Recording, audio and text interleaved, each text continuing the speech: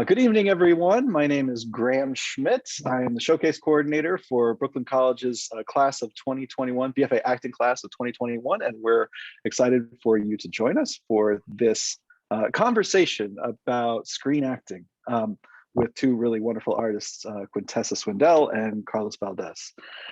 This panel is one of two panels that we've organized as part of our students' showcase experience, which culminates on Saturday night at 8 p.m.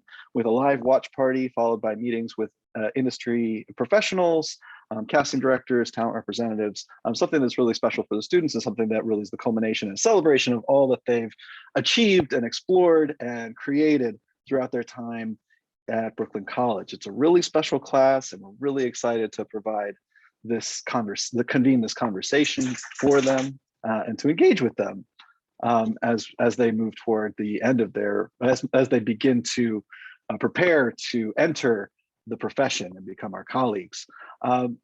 I want to, at this point, invite Patrick Sabongui, our program head, and the man who will be moderating this conversation in this space. Patrick, if you'd like to join me, and I'll pass it off to you. Thank you very much for the introduction, Graham. Welcome, everyone. I'd like to first acknowledge that Brooklyn College rests on the unceded and traditional territories of the Munsee, Lenape, and Canarsie First Nations. And I also want to acknowledge that Brooklyn College celebrates the predominantly West Indian and Caribbean community of the contemporary Flatbush community. So welcome, everyone, to the class of 2021 BFA Actor Showcase. We are joined today by two incredible artists who I'm so excited not just to spend time with, but to learn from and hear their unique perspectives. Our first guest is Quintessa Swindell. Q, as they are commonly known, is born in Virginia Beach, Virginia, and has an incredible career, has accumulated an incredible body of work in quite a short amount of time. They studied at the Governor's School for the Arts in Norfolk, Virginia. I hope I'm saying that right. I'm Canadian, so sometimes some of the American cities, I just don't even pronounce them right. But and they also studied at the Accademia dell'Arte in Florence, Italy. It's like I have an easier time pronouncing Italian cities than American cities. And their body of work includes some of the dopest shows and films that are being made and that have been made recently. You may recognize them from the Netflix series Trinkets, from their appearance on Euphoria, from Voyagers opposite Colin Farrell, from In Treatment, which every episode is like a master class, especially theirs. And the only thing that we haven't seen them in is like a superhero film. Oh, wait, they're also starring as Cyclone in Black Adam, opposite Dwayne Johnson and a couple of other notable actors, which will be coming out next year. It's my great honor to welcome Q to the space. Maybe Q turns on their camera now? No. Yeah. Wow. And please feel free to correct or amend or fill in any blanks that I may have left. Oh, no, that was it. That was perfect. Sweet. Thank you. Our other honored guest is multi-hyphenate, ultra-talented performer, actor, musician. They are Colombian-born American actors, educated at the University of Michigan and in the University of the Universe. They are started with an incredible career in musical theater, co-writing original pieces back in school, having appeared in Once on stage, in Zorba with an exclamation mark, in Jersey Boys, which I have some questions about. And you may also recognize them as the musical composer for the short film The Letter Carrier, Or you may also recognize them as Cisco Ramon from the series The Flash in the Arrowverse. I'd like to welcome to the space my good friend and a mentor and someone I admire greatly, Carlos Valdes. Yeah. All right. Welcome, y'all. Welcome to Brooklyn College Theater Department. Thank you so much for coming. Wow. Thank you for having us. Me, us. Yeah, thank you for having us. Good. So I'd love to jump right in, if you don't mind. If there's anything I've left out that you want to add in terms of your introduction or your background or the perspective that you offer, please offer it up now. If not, I'll just jump right in with my first question. Okay. This question, I don't know if it has a clean answer, but this is something that I find us in our growth and in our artist journey here at Brooklyn College and in life. We're really big on finding your authentic, unique voice, knowing who you are, injecting that into our work and speaking from our truth, right? And as a faculty, we really try to encourage our students to really bring themselves to the work and to retain their integrity and to be their best selves and to speak from their point of view. How do you reconcile that with an industry that is built on, siloing individuals in these conventional categories and in, we call them types, but we know that's code for stereotypes. So as an artist and as a professional, how have you in your life reconciled those two polarizing truths? How do you feel? Okay, you go ahead. Zoom. It's I can't tell sometimes if it's the progression of our society or if it's that I'm getting older, at being able to sort of discern sometimes whether an instinct comes from a place of oh, well, I'm doing this because I've seen it before, or I'm doing it because it's authentic to me. But I do find that as I get older and the more the time goes on, it's much easier to stay authentic. And I think that's really I think that's key to the work, and it's funny because when I was younger, I used to think it was all about transformation, and I think the access point for that transformation has to be a transparent and honest relationship with yourself, and that's taken me a long time to understand, really. What about you, Q? For me, I think the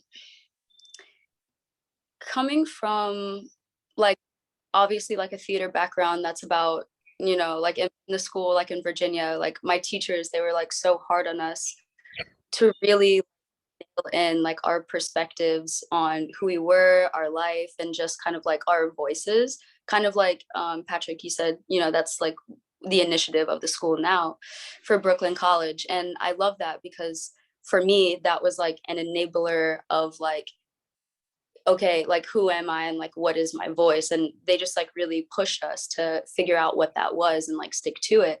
And so being in high school and, trying to find it, for me, it was traveling aided that process a little bit. I was able to, I did summer programs. So I was able to go to different, states and study with different people and traveling in general, just getting different perspectives, seeing the world and all of its different avenues, how people lived. And that really helped me kind of be definitive about here are the things that I want to fight for. Here are the things that I've seen that are problematic. And here are all of the things that have inspired me to be who I am. So kind of with that, and that understanding very early on.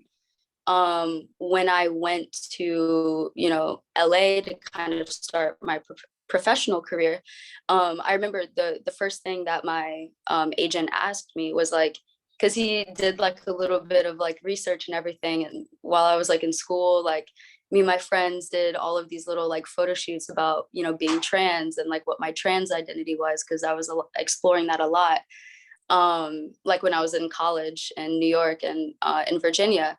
And he asked me like very flat out, like, are you trans?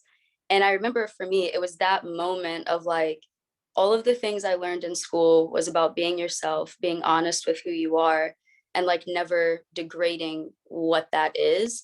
And so in that moment, I was like, you know what? To start my career, I'm not going to start it on a lie. I'm not going to start it on being someone I'm not.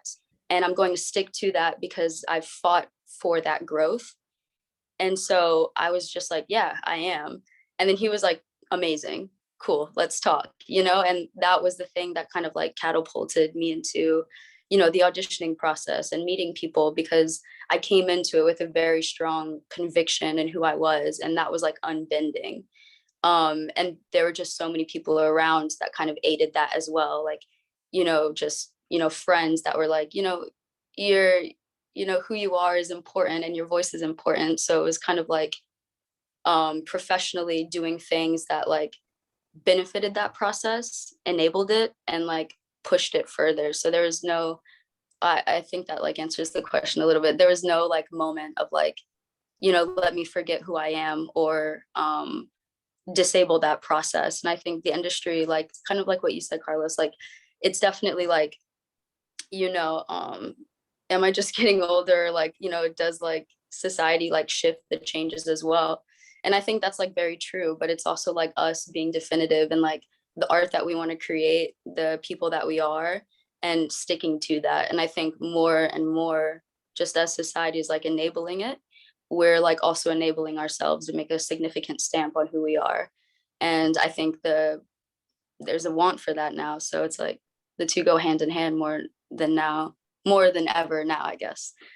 I'm very long-winded, so I'm sorry. It's kind of can I just say that it's like, it's amazing to me that like you were able to interact with that lesson like from early on. I wish I would have had that, honestly, because my whole educational journey, my whole story was very much like built around replicating existing models of success, you know. And for me, that really did a number on me, you know what I mean? For me, it was like any deviation from that pre-established standard was like very triggering, you know what I mean? Sorry. It's I don't want to fuck anything up. I don't want to, you know, jeopardize relationships. I don't want to, you know what I mean? And I just think it's so valuable for young artists to, you know, to get in touch with their authenticity for like from jump, you know what I mean? Oh, absolutely. I think it's like imperative, you know, because it's like I don't know, it's, you know, it's why do all of like the hard labor of like growing up and like not see, like the payout of that when you decide to like start your career professionally, especially if it's arts, you know, like why there's no use. And I feel like that's like the old model of just kind of like assimilation and everything, but all of that is like being deconstructed, you know, now like more than ever. And it's like, yeah, let's keep that up, you know. And those defining moments when you do like find yourself like, does this complicate the journey I've had to go, you know, to be and be like secure in who I am. And it's like, if it does, then it's not worth it, you know, because like it's like why go like 10 steps back when you can like keep on going forward, you know. And that's kind of like the hard decision, I feel like, of like being an actor in general and being a performer in general, because you do get put in those spaces of like, do I assimilate or do I like stand alone? And it's like you stand alone because the other people who have stood alone are going to be there to like see it, and they're going to be like, okay, you know, I can see myself in this person, so boom, give them the job. That's beautiful. Yeah. Speaking of the job, Sorry. Yeah, no, I love this is all beautiful and valuable, and I'm so grateful for your perspective. So we're talking about getting the job, and we're also talking about, bringing our truth to it. Um, and obviously we're all on a journey, but here's a question for you about being a professional artist. And I'm not being facetious, but like, Uh, have you made it? Like, do you feel, you know what I'm saying? Like, do you feel like you've made it? Lois, you talked about these conventional models of success, right? And we all come up with different life goals and dreams. And from the outside, the grass is always greener, right? The Oscar is always shinier. The other guy's Oscar is always better. But like, do you is do you feel like you've attained something, you've arrived somewhere that you've made it? Uh, so I don't like fame. Um, like I have a really tough time with fame, actually. Like, I don't mind being recognized on the street, by somebody, and there's something very gratifying, especially, when it's kids that are like, oh man, I see you on that show, I love you in that show, you know, and whatnot. But I think there's an anxiety for me when it comes to like a higher degree of exposure that kind of checks my ambition in a healthy way, I think, a little bit.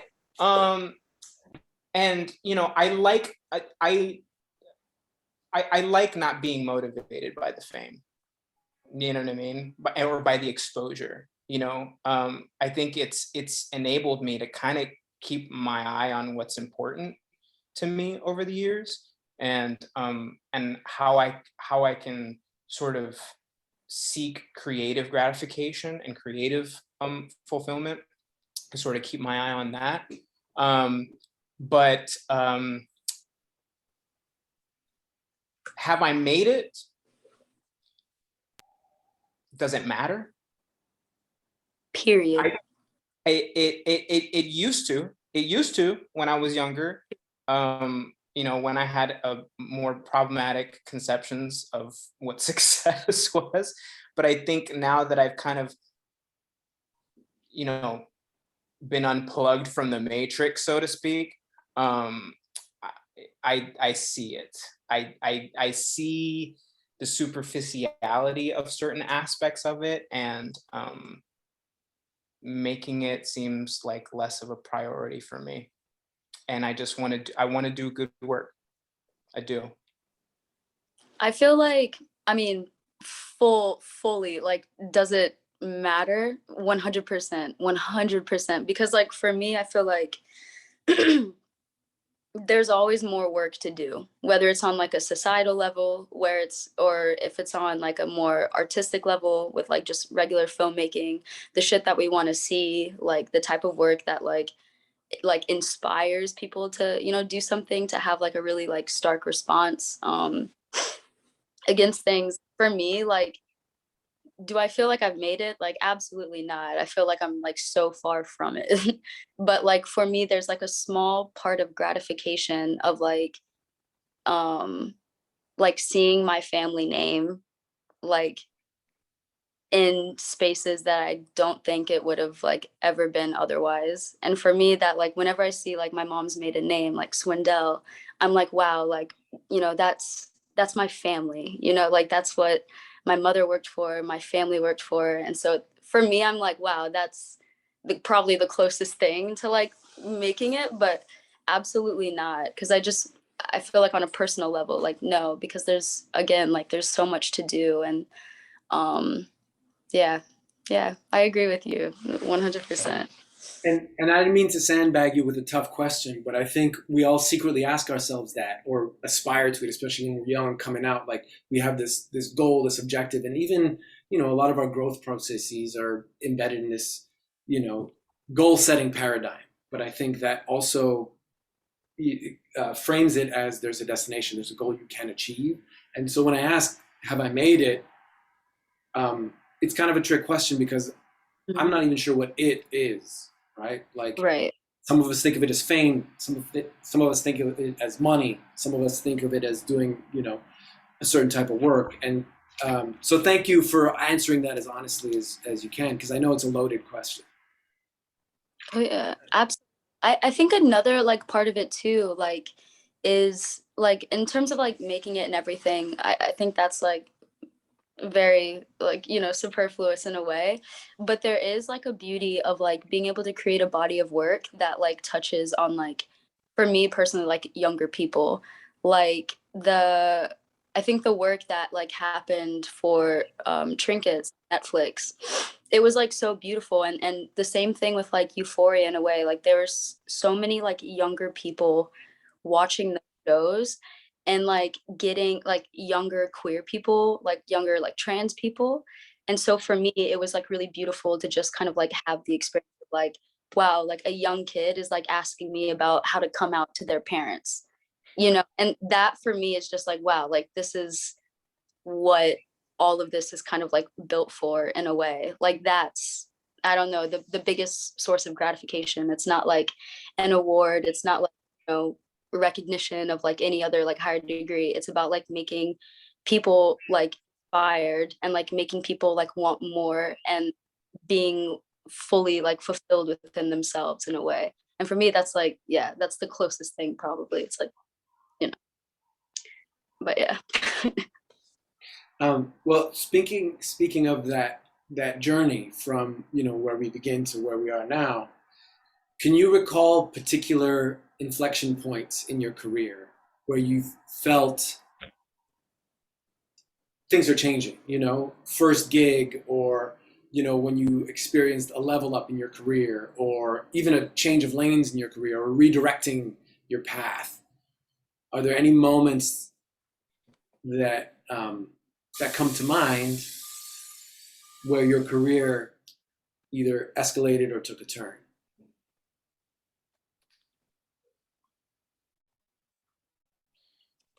Yeah, for sure. You know, I think the most obvious and like glaring one for me in assessing my own body of work, um, Letter actually happened. Carrier Huh? was the Letter Yeah, Carrier. yeah, that's right.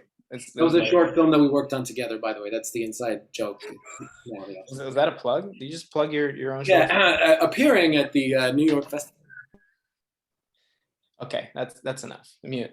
No, you know, I think it was working on Flash.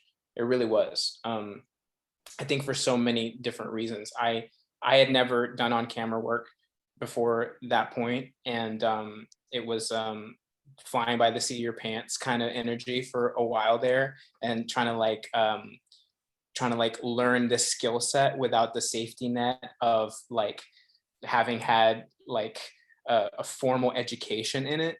Um, Mm.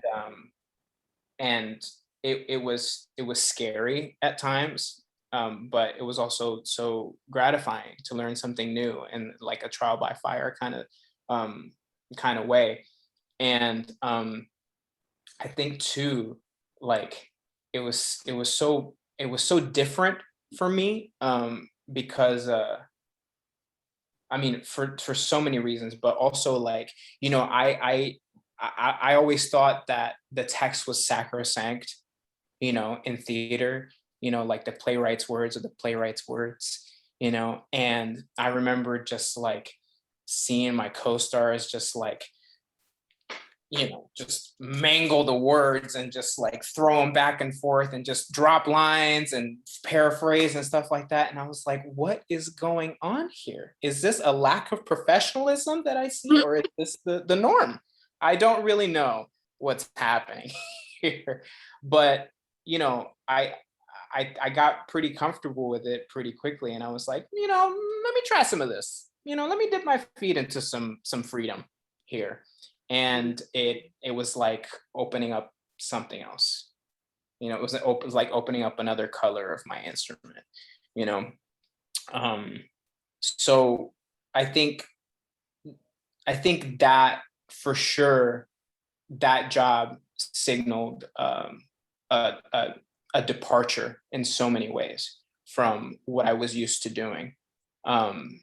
And I don't know, I think something about it signified upward mobility for me. You know, maybe it was the fact that it's a TV show and there's a lot of eyes on a TV show, you know? But yeah, I feel like that was definitely a point where I felt like I was, you know, there was some momentum happening there for me. Beautiful.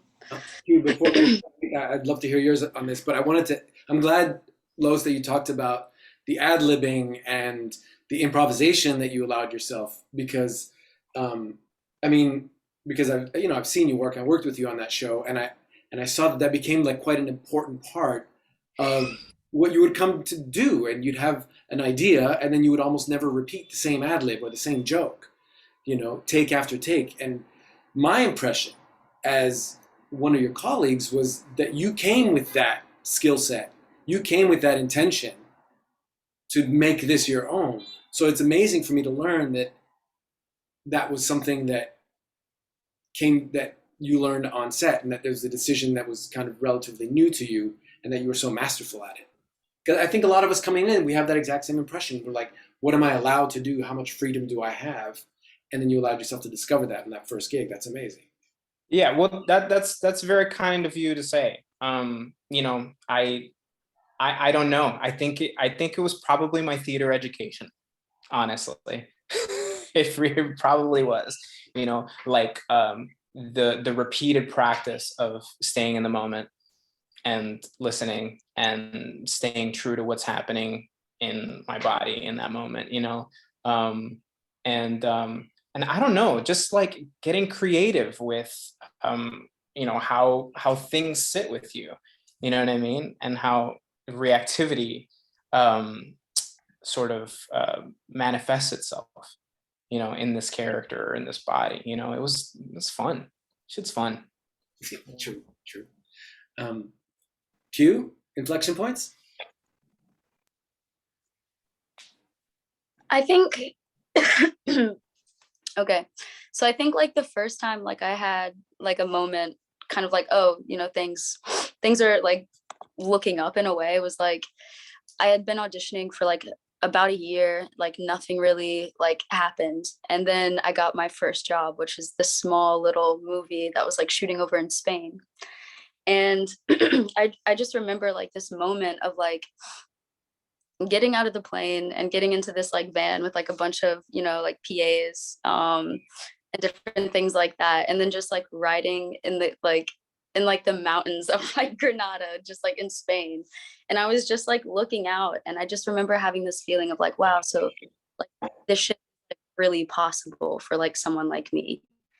And like it wasn't the scale of the project, like it was quite small, but it was the fact that like a director had like seen something in me, and they wanted that like on their set in a way, and like trusted me to be able to do it. And so that just like opened up so many doors of like, I think I can do this, and this is something beautiful, like if it can be like this experience almost like every time. And so I was like, wow, it's possible.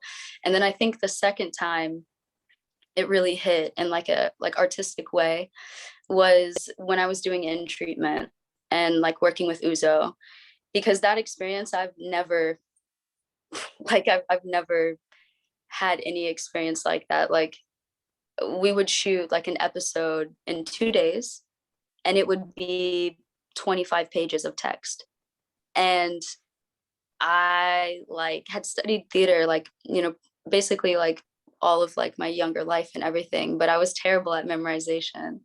And so when I got the project, I was like taking like artistically and just like professionally just a crazy step that was like, again, that same feeling that I had in the first one of like, wow, like these people, like the producers, the writers, like they trust me with this text, and they trust that I can like do it, one, but then also bring in like, you know, exactly what Carlos just said, just like the reactionary type of like thing, like almost like improv, like each take being different in a way, and but still getting to that same end. And it was just like that experience just, I think, really changed my life and brought things up to a very like significant level, which just makes me more excited to like do stuff like that. And so yeah, that's You know, for that one. Q, you just made me consider, like, I feel like for me, like, I mean, to a certain extent, every job kind of feels like an inflection point for me, to be honest. Right. And One. and if it's not like, oh wow, you believe in me, and I'm humbled by that, and I'm buoyed by that, it's, oh wow, I am better at this. You know what I mean? At least for me, like it's always going to be one or the other that I'm like struck by. You know what I mean? I don't know. No, it was funny on the first, like, that small movie, like the first day, like the director just goes, "Hey Q, you're looking at the lens," and I was like, "Oh, right. You know, but I'm here for a reason, you know." Like, so Wow. like I agree. Like every single project is another step up, whether it's artistically, whether it's, you know, just getting like another job in general, or it's just, you know, just getting like the opportunity to do exactly what you said, to get better at it, you know. And it's only that in practice, which is the most beautiful thing about like just being on the screen. Totally. I wanted to ask one more question before we invite maybe the students back in for you know, some of their questions.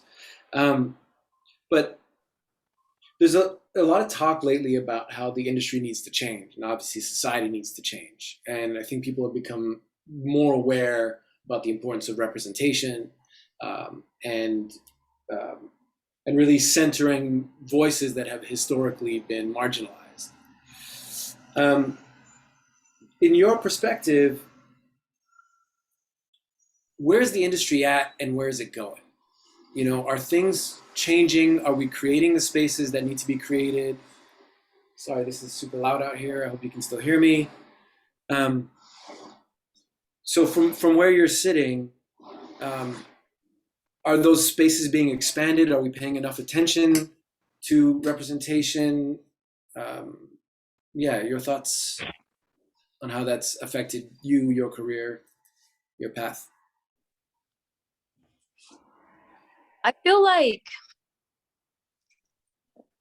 it can all be like sometimes like a little bit surface level in a way, because like for me, like as like society begins to understand trans people more, and begins to understand, or at least tries to, like non-binary people, like, you know, in my experience, it's interesting because there's like a rise in like all of these projects that include us in it, but like include us in a way that is sometimes like, or I mean honestly, like most of the time, like very stereotypical.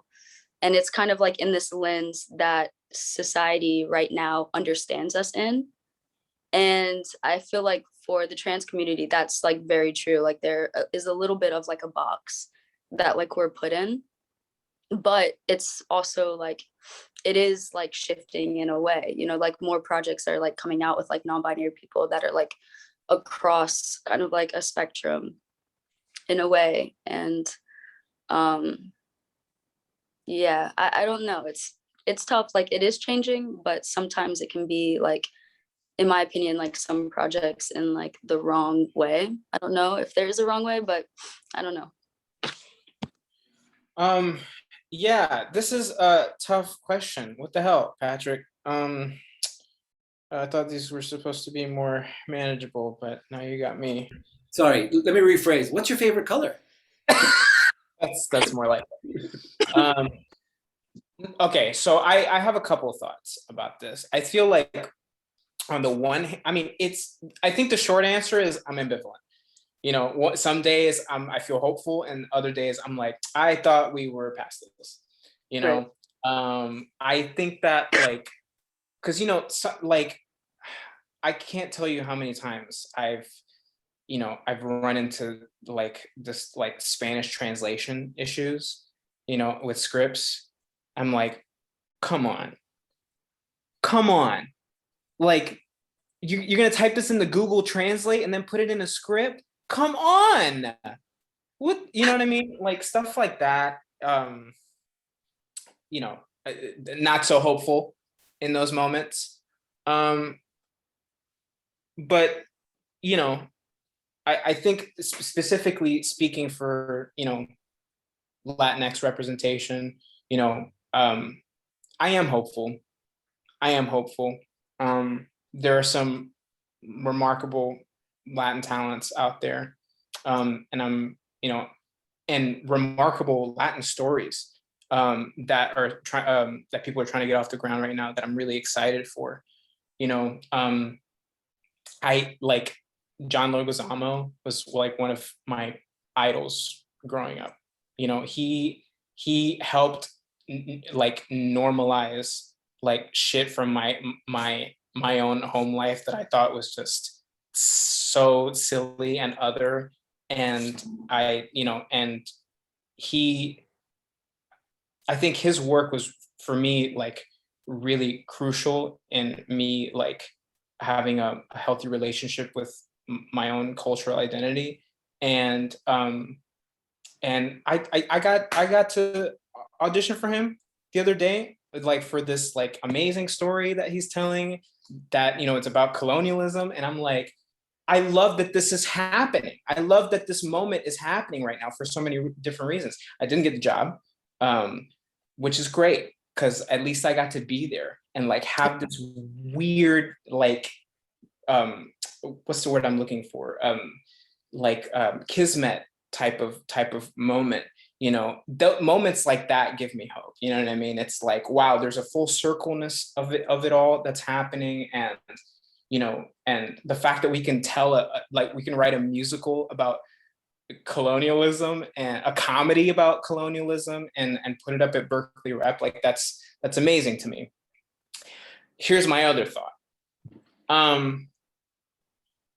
You know, I think because like actors, you know, like this industry can be so unpredictable and so volatile, you know, that desperation, financial desperation can like really like tempt us into forgetting ourselves and forgetting our limitations and forgetting what we're willing to do for an opportunity or, you know, or to keep an opportunity.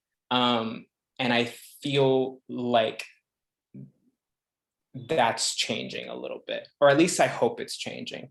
You know, I think we're becoming more aware of how we can hang on to our dignities, really, when we go after a job and not overextend ourselves so much mentally and physically in our lives, you know, for an opportunity, you know, because then we just fall into the trappings of, you know, voracious capitalism. I don't know why I became like Marx all of a sudden here in this like Zoom, but yeah, I think that that's a very empowering awareness, you know, to sort of get in touch with our limitations and make peace with them, and, you know, relocate our power.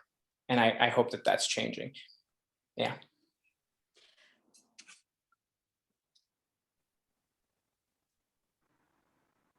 No, I'm just thinking. No, because I mean, like, you know, this summer, Patrick, this summer is like a perfect example about how, you know, the landscape of like, especially like high budget film is like changing. I mean, for instance, like, especially with like superhero films too, it's like we're seeing like more people of color, like, and also like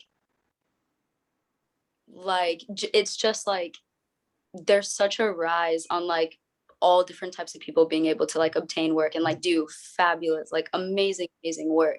And so I think that's like really beautiful. But I agree with you, like in a way it's almost like, is this happening because society like wants that progress to happen, or is it happening because it's like a financial, this is going to bring revenue?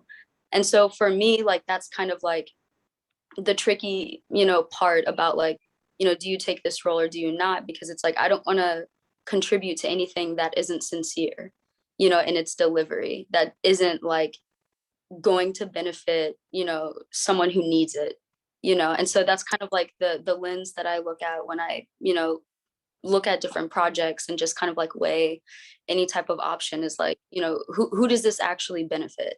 And for me, I think I can be like a little bit hard and like a little intense about that. But I think overall, like, you know, it sparks up the debate.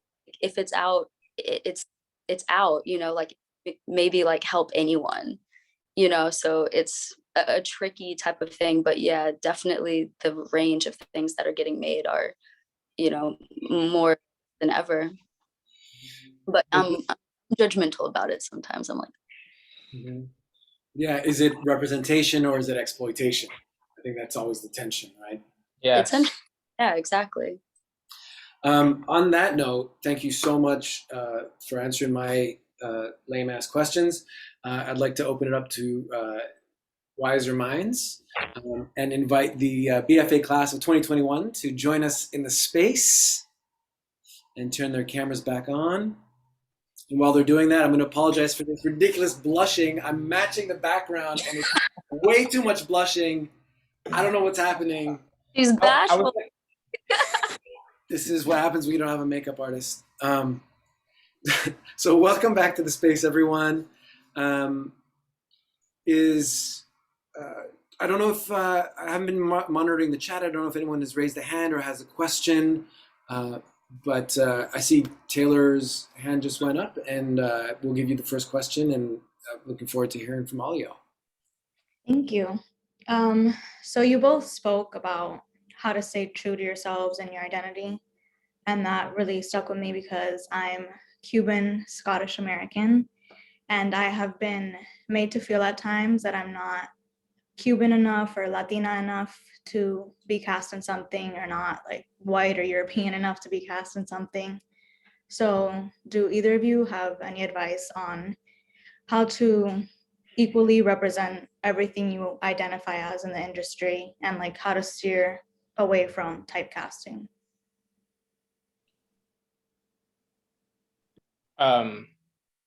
Wow. Great question. Yeah, phenomenal question. I appreciate your question. I appreciate your circumstance. That is, I think that's a really tough situation. I'm sure you must have a lot of really complicated feelings about it. I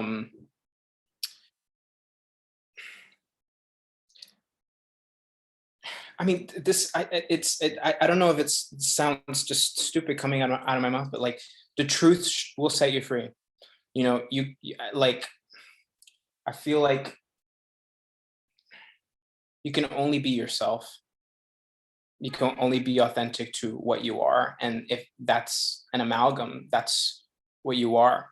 And I think sometimes when we can't find when we can't find the opportunities for ourselves, or those opportunities aren't available to us, usually one of the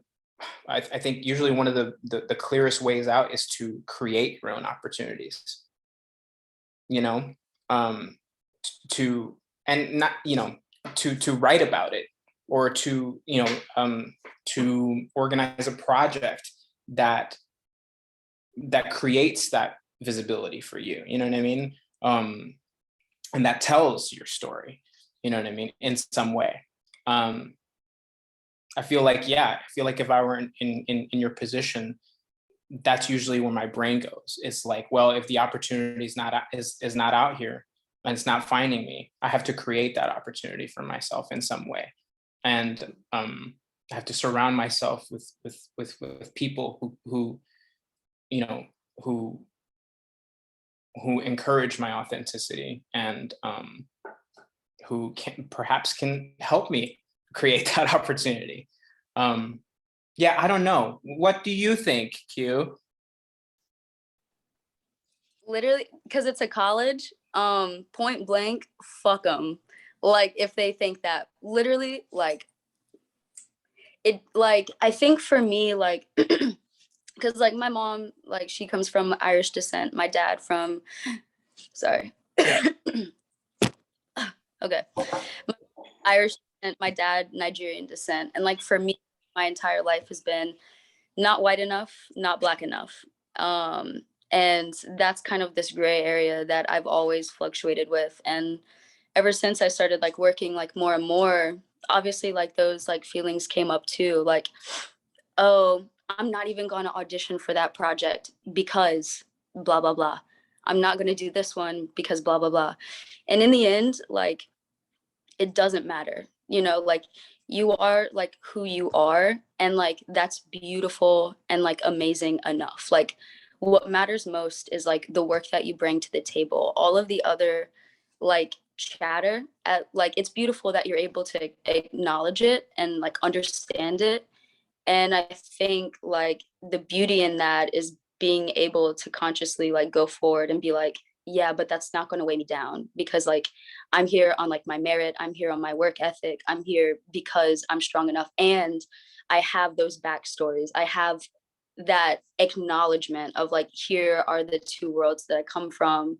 And exactly what like Carlos just said, like creating your own work, and like also like finding like-minded individuals, like maybe who come from that specific background on either side, or even just people who find themselves in that same space, and creating with them, and like creating, you know, a body of work that encapsulates it, because that's not like a, you know, it's a universal feeling of like being like in the middle, and like so many people can identify with it, you know, across all different types of cultures.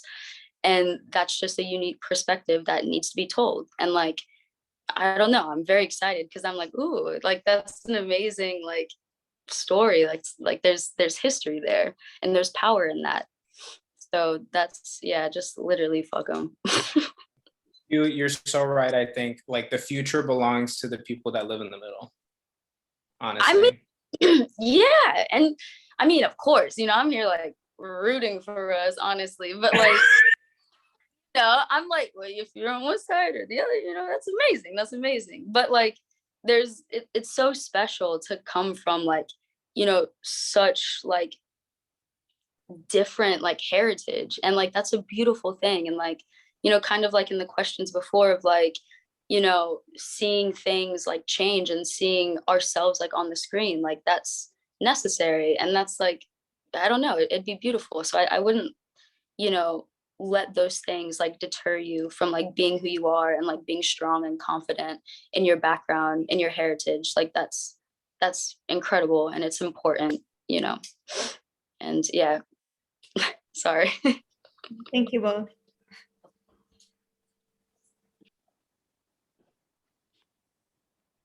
Is that a shy hand, Kyla? Yeah, it's the hand. Just want to first say thank you guys both so much for being here.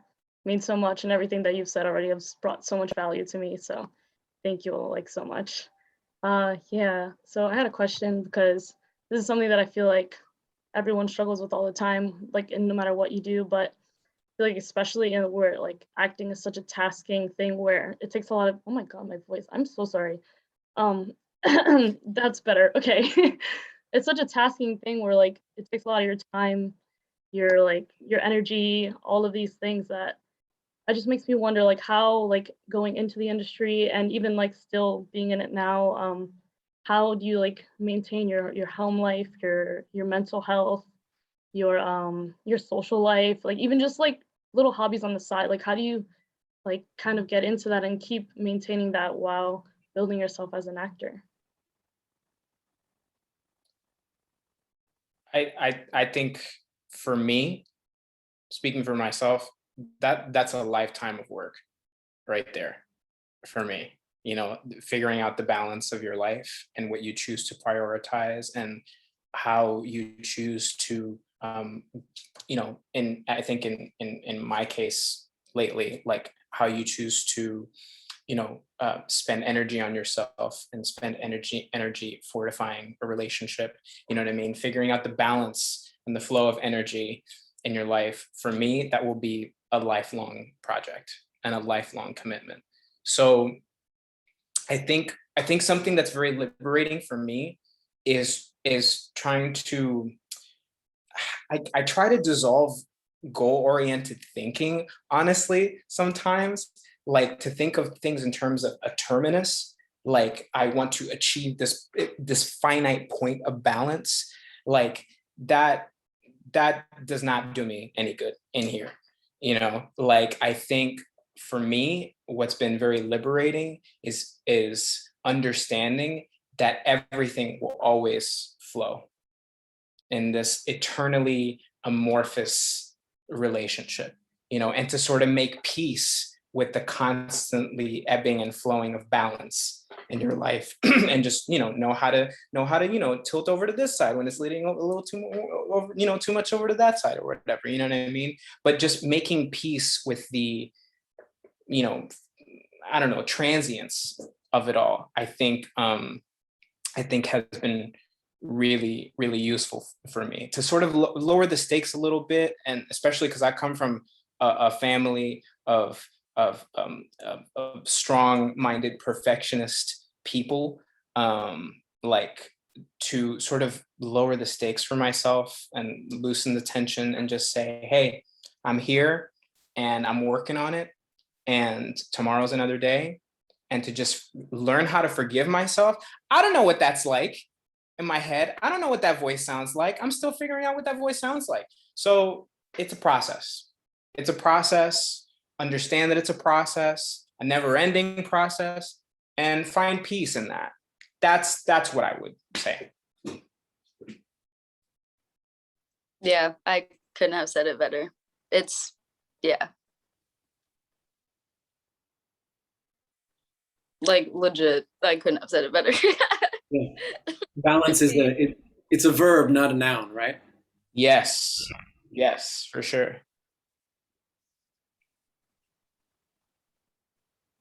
I saw Noah's hand. Yeah, I'll go for it because it just sparked when you were talking, Carlos. And yeah, thank you guys for hanging out with us. It's been really cool.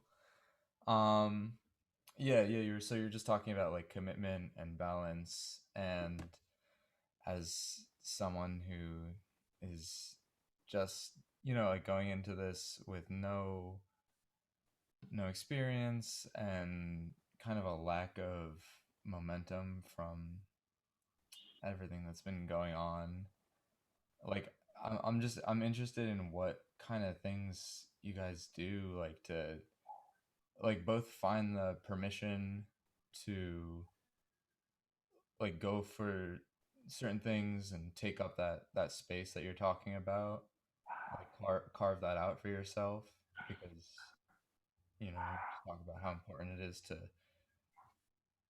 make that representation, make that space for yourself. So how do you like find that in yourself? What kind of like rituals and practices do you do to, because it's kind of like I'm finding you have to have that a little extra push to really like propel yourself and like hold yourself to the challenge of being an artist, because it's very easy to just like slip into the comfort of like maintaining. So like what kind of like practices and things do you do to cultivate that mindset that help you stay in it?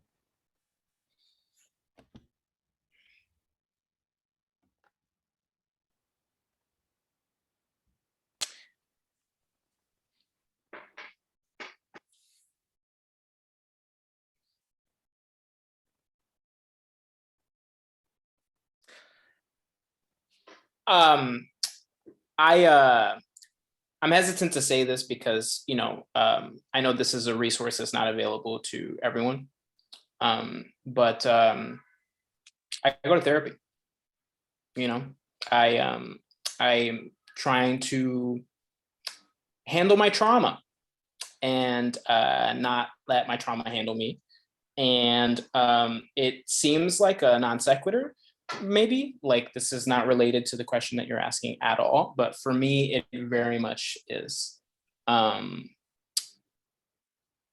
Because once I figure out how to have a transparent relationship with myself and who I am, what I want, what I like,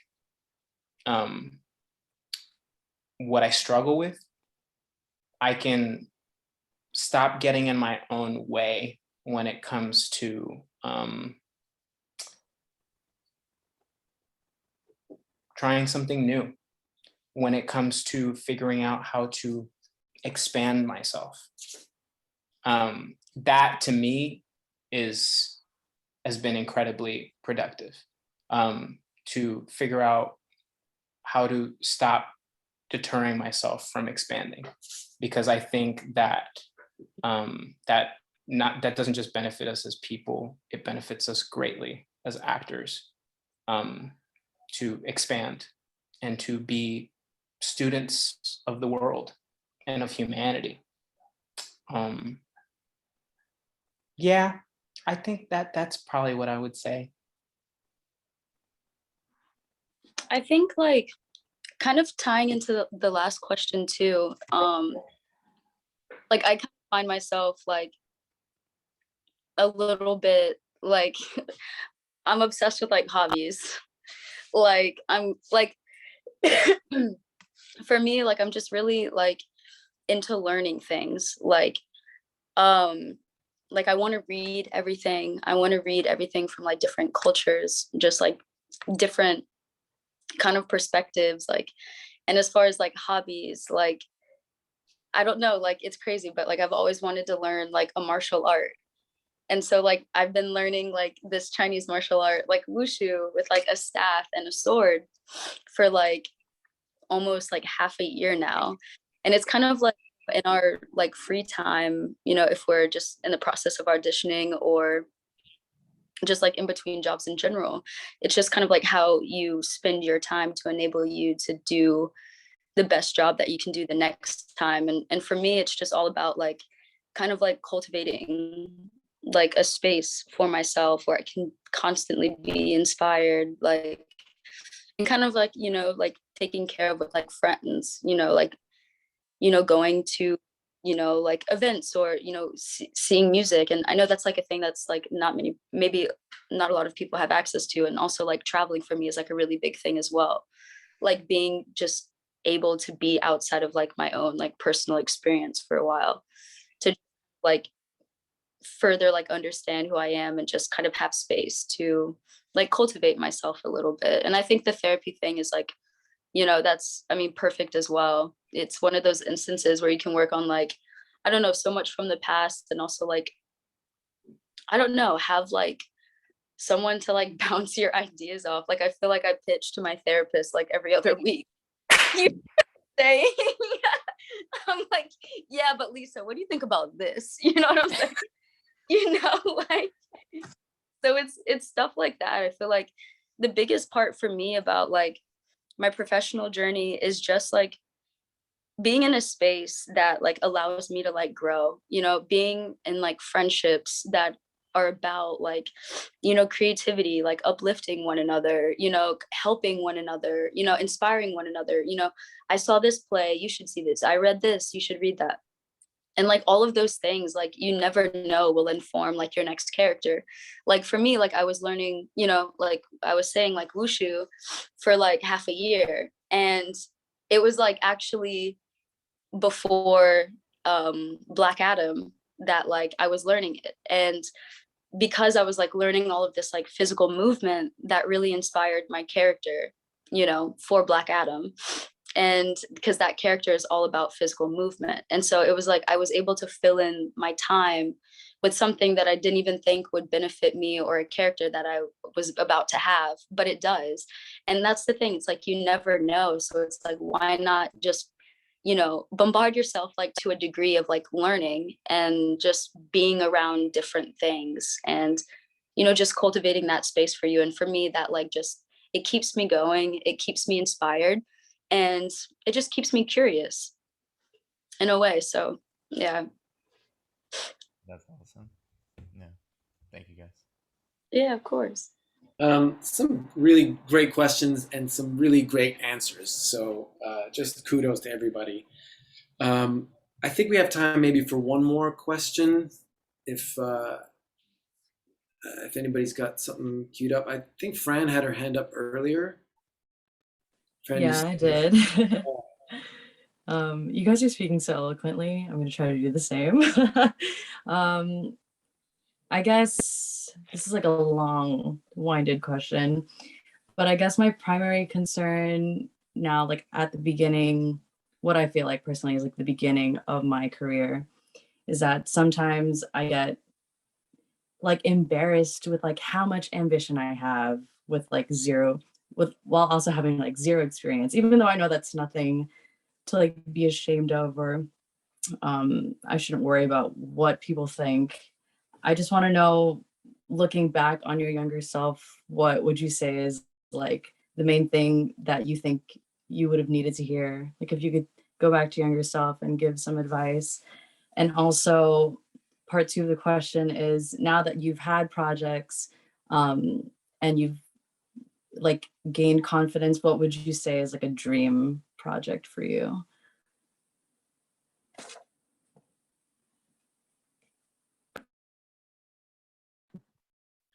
That's a lot. I'm processing a lot right now. Just to let you know. Same. I think like it's exactly what you said, like as far as your first question, the ambition part. I think because for me, when I was in school, like when I was in theater school, to be honest, I was like, I'm reluctant to say like the worst student, but I was like always late. I like was never memorized. I was like showing up like I don't even know what. It was like terrible. But like I had ambition to like audition for Juilliard, you know, and I was like the worst in the class. And like there were all of these like other actors in my experience, like that were just like some of the best actors like I had ever seen, like even to this day. Like I'm always like, but wow, this person in my like senior class, they were so good, like, you know, than anybody I'm working with, like insane. But I think the thing that kind of like separates that experience is just the ambition and like the will to keep on going, because it's like extremely tough. But I think the thing that just like separates it is just like, this is what I want. This is like what I've dreamt of. I want to create something that like inspires like my younger self, you know, to just kind of like, I don't even know how to explain it really. It's the feeling of like, if I could tell my younger self, like everything you want is like within reason, like wanting better for yourself. Yes, of course, within reason, like wanting to audition for like a massive school within reason, like to be able to be in like, you know, a film or a show, like of course that's going to happen. It's going to happen as much as like you believe it will. And for me, it was purely ambition and just like trying like, I don't know, like my best and everything. And yeah, I would just it's kind of stereotypical, but I would tell my younger self just like keep on going and like literally don't stop. Like just tunnel vision, like as far as like my own like personal experience, just focus on it. And then I forget the second part of the question. Like what's like a dream project that you would have now?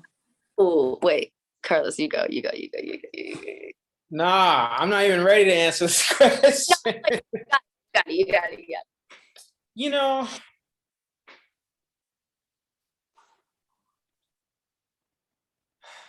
okay. I'm gonna give you a facetious answer. I'm gonna give you a facetious answer because I can't.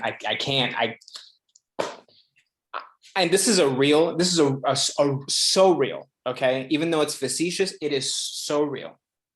I would tell my younger self to not smoke so much weed. Honestly. Oh my God. Yes. I didn't it. I'm so happy you said it. Oh my God. It's like I'm mad. Literally like 100%. 100%. Wow. Incredible. Sorry, you keep on going. No, I just you know, I smoked a lot of weed when I was younger, and not that it was bad, you know, No. like drugs can be extremely useful, extremely useful. But you know, at a certain point, I think I was losing brain cells, and I think yeah, I really could have stood to not smoke so much weed. Yeah, it's a really tough question to answer. So I'm just gonna hop right on over to the second question, which is dream job. You know, when I was younger, I think for anybody who's studying to be an actor, you get asked this question a lot in different ways. And I remember, like, when I was younger, I would, you know, I'd have my answers to these like dream roles. You know, I want to be this guy in this musical. Oh, you know, like I'd love to, you know, act with this actor or whatever. And like specifically in terms of like roles, it took me it took me a long time. Actually,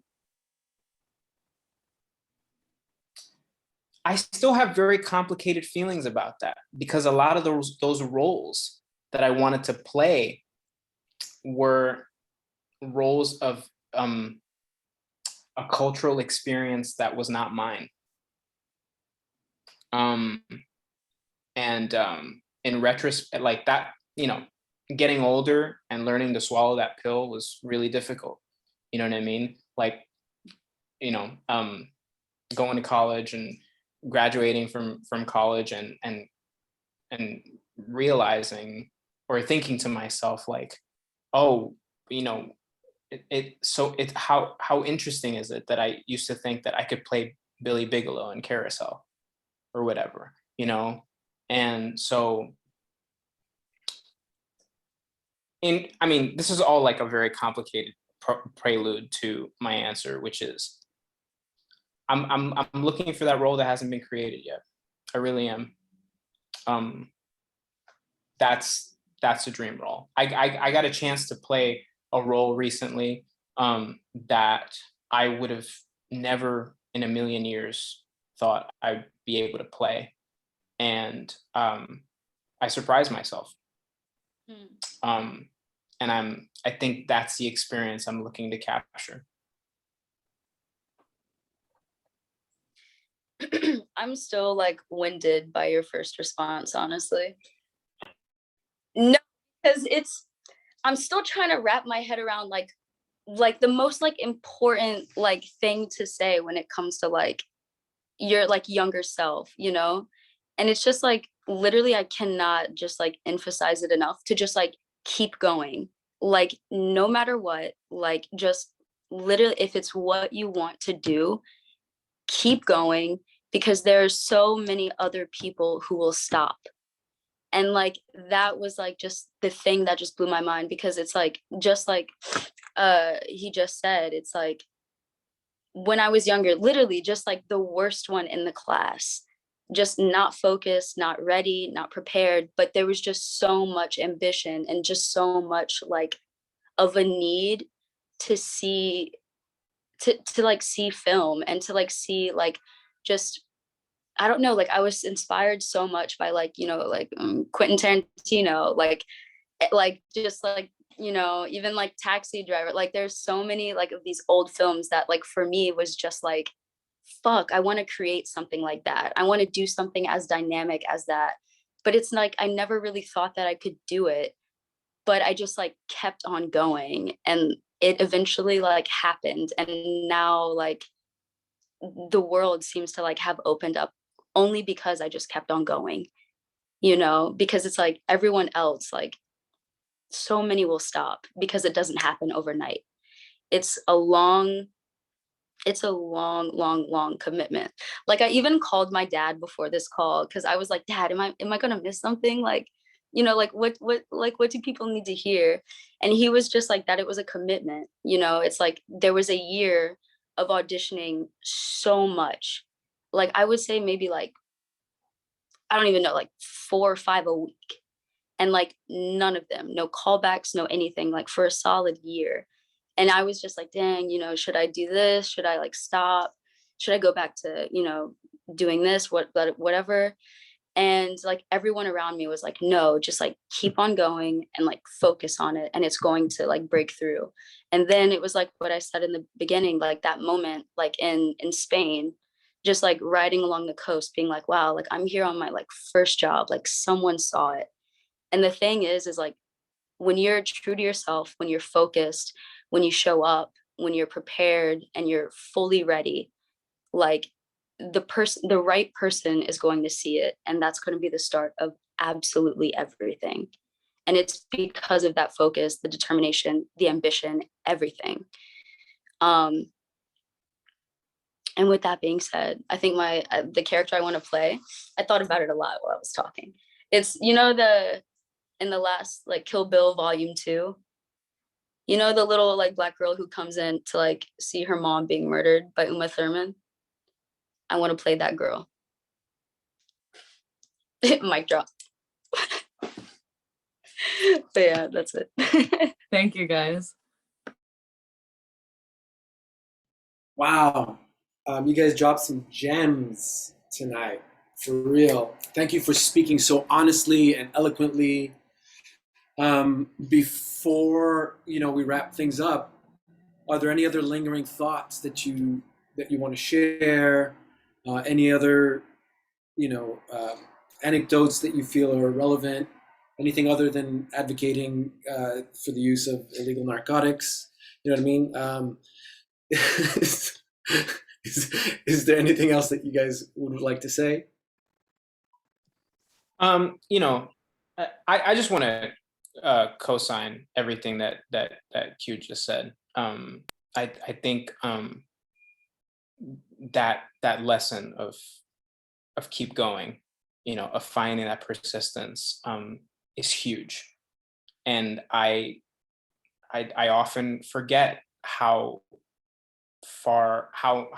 what an important role my persistence had to play in the story of my life. So you're absolutely right about that. And I think maybe something that I would tell my younger self too is like when you lock into something that you feel is yours, or you feel a connection to, you know, let love take the wheel.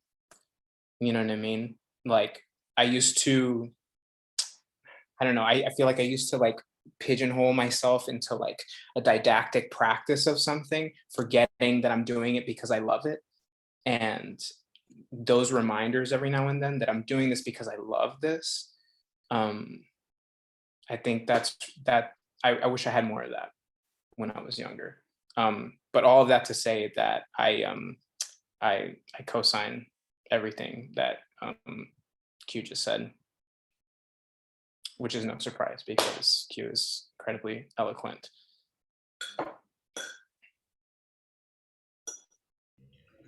But look how far you've come, you know, like it's crazy. Like there's still so much more to go.